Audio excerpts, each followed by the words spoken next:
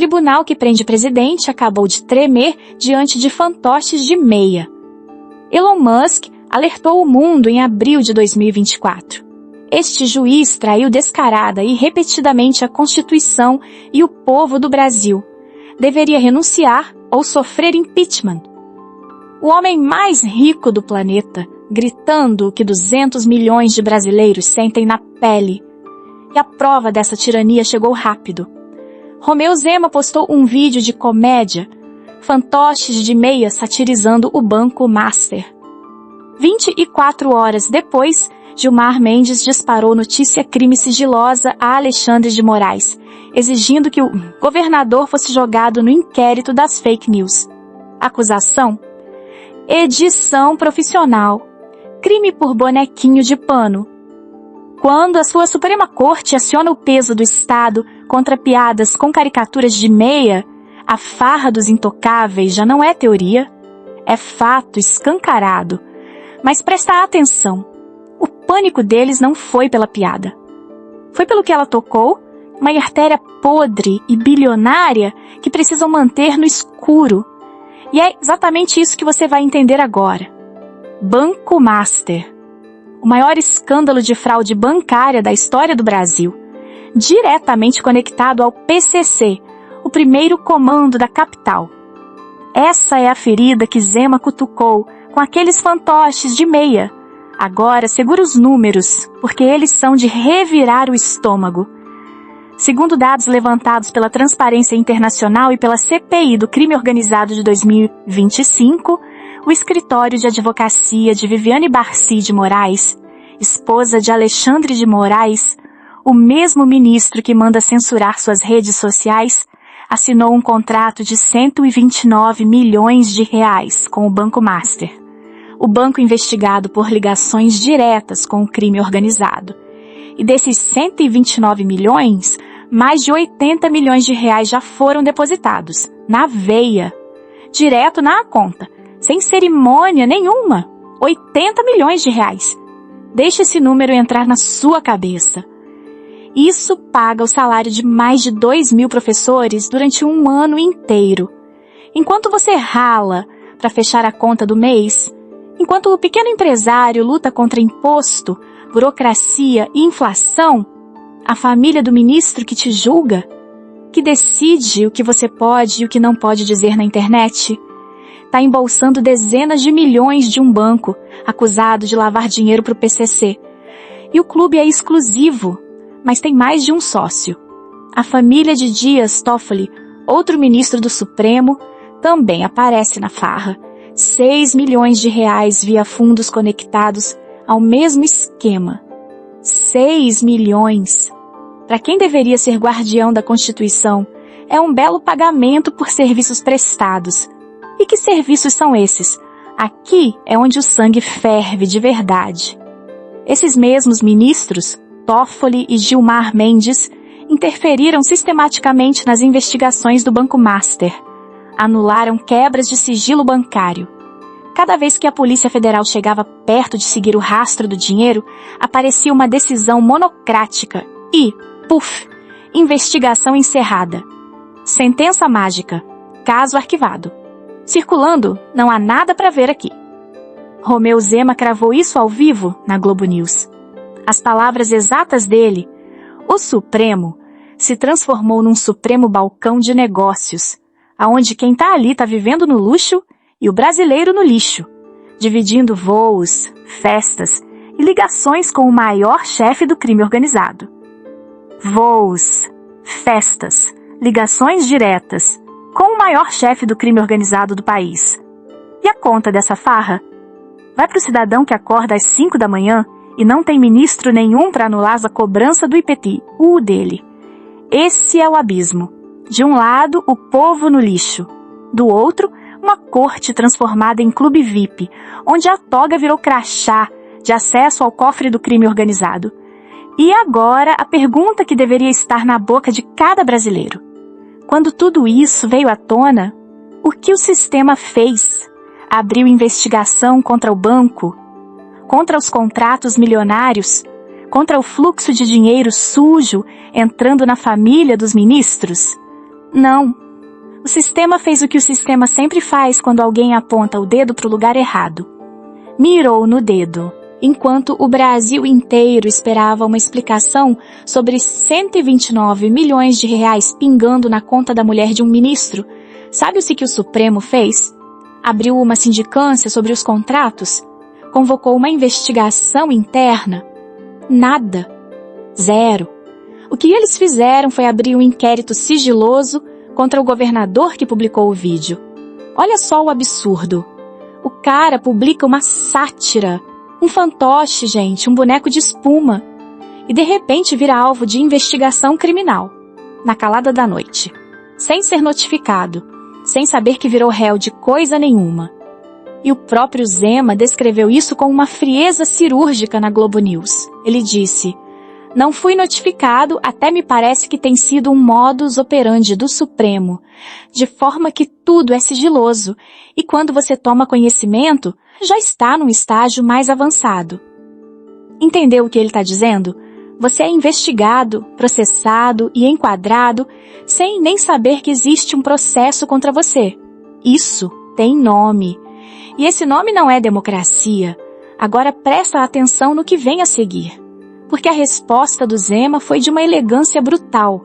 Ele não recuou, não pediu desculpa, não fez nota de arrependimento chorosa. Ele foi para as redes e soltou o seguinte: se os ministros se identificaram com os personagens, é porque a carapuça serviu. Eles se consideram acima de todos e acima da lei também. A carapuça serviu. Essa frase é um tiro de canhão. Porque pensa comigo, se o vídeo era só uma brincadeira genérica, por que o Supremo se sentiu atacado? Por que mobilizar toda a máquina jurídica contra uma sátira? A própria reação desesperada confirma cada palavra daquele vídeo. É como o ladrão que sai correndo antes de alguém gritar, "Pega!" E sabe quem mais percebeu essa palhaçada? Os Estados Unidos da América. Em 2025, o Departamento do Tesouro americano sancionou diretamente Alexandre de Moraes. A acusação oficial na íntegra: Arbitrary Pretrial Detentions and Suppress Freedom of Expression. Detenções arbitrárias e supressão da liberdade de expressão. Não fui eu que disse, foi o governo americano, com sanção financeira, bloqueio de ativos, nome na lista de tiranos. Então vamos acabar com essa farsa de uma vez por todas. Ah, mas o inquérito é para proteger a democracia. Proteger a democracia de quê? De um fantoche de espuma? De um vídeo de humor? Isso é mordaça pura. É silenciamento cirúrgico de quem tem coragem de apontar o dedo para fardos intocáveis. Se fosse para proteger democracia, o primeiro investigado seria o ministro com 129 milhões inexplicáveis irrigando a conta da família. Sinceramente, deixa a tua resposta aqui nos comentários. Num país onde até vídeo de fantoche dá cadeia sem você nem ser avisado, você acha que a gente vive num estado de direito ou já capotamos para uma ditadura escancarada? Quero ver quem ainda tem coragem de falar a verdade aí embaixo. Mas sabe o que é mais revoltante em tudo isso? O Supremo não precisou fazer esse trabalho sujo sozinho. Eles tiveram ajuda. A ajuda de quem deveria ser o cão de guarda da democracia, mas escolheu virar assessoria de imprensa de corrupto de toga. E a Globo News não decepcionou. Fez exatamente o que sempre faz. Recebeu a bomba nuclear de denúncia. 80 milhões de reais desviados, ligação direta com crime organizado, esposa de ministro do Supremo no meio da farra. E o que a imprensa séria decidiu investigar? Se o Zema estava fazendo isso para ganhar voto, olha o nível da coisa. O jornalista Otávio Guedes, ao vivo na Globo News, teve na frente dele um governador denunciando um escândalo que deveria ter derrubado gente de toga. E o que ele faz? Vira pro Zema e solta. Do ponto de vista eleitoral, foi um ganho grande pro senhor, né? Numa eleição polarizada entre Lula e Flávio Bolsonaro, o Gilmar Mendes hoje é seu maior cabo eleitoral. Entendeu a manobra? Presta atenção porque essa é a tática favorita da extrema imprensa e você precisa aprender a identificar na hora. Funciona assim. Quando a denúncia é grande demais para esconder, eles não negam os fatos. Seria burrice.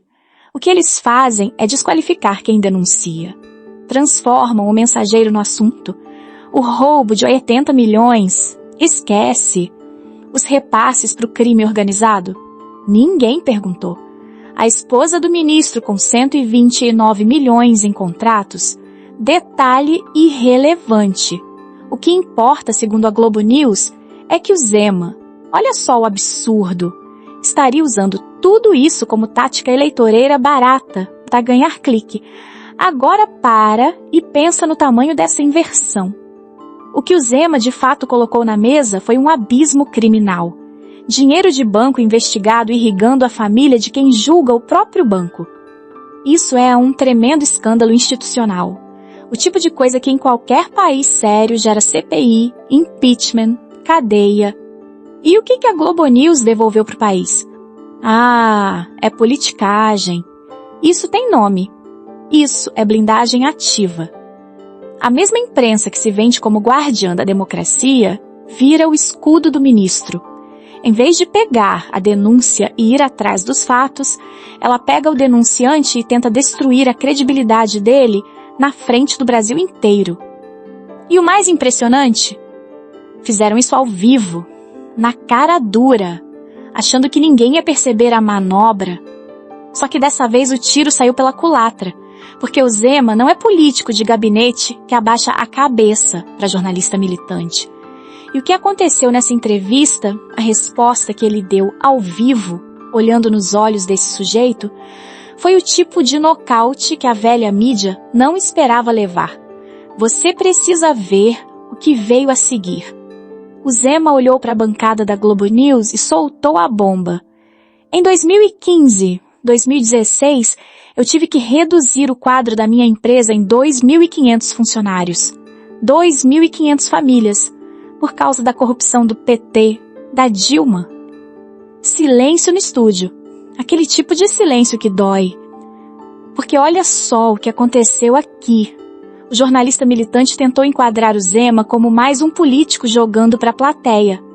E o cara respondeu com sangue, com dor real. Como essa memória de ter que olhar no olho de funcionário que trabalhou com ele durante anos e dizer: não tenho mais como te manter aqui. Isso não é discurso de palanque. Isso é cicatriz.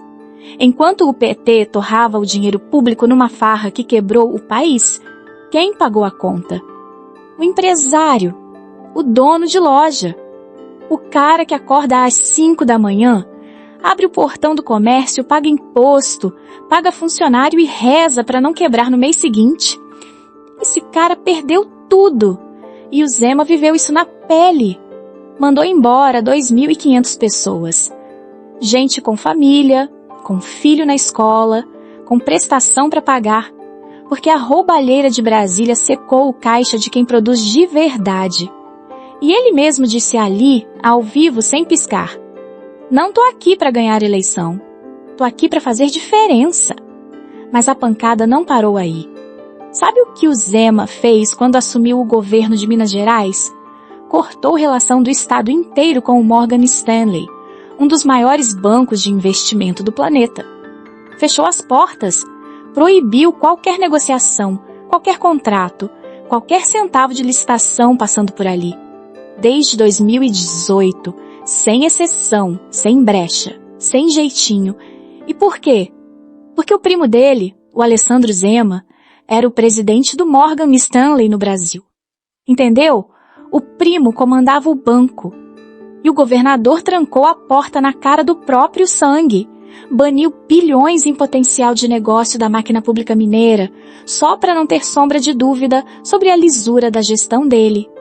Agora, coloca isso lado a lado com o que a gente viu nesse vídeo.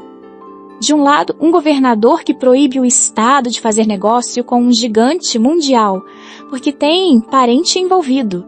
Do outro, é ministro do Supremo, cuja própria esposa recebeu 80 milhões de reais, 80 milhões, no escritório de advocacia dela, de um banco investigado por lavar dinheiro do PCC, O Zema bane o primo para blindar o erário. O togado enriquece a mulher com dinheiro sujo e ninguém pode falar nada.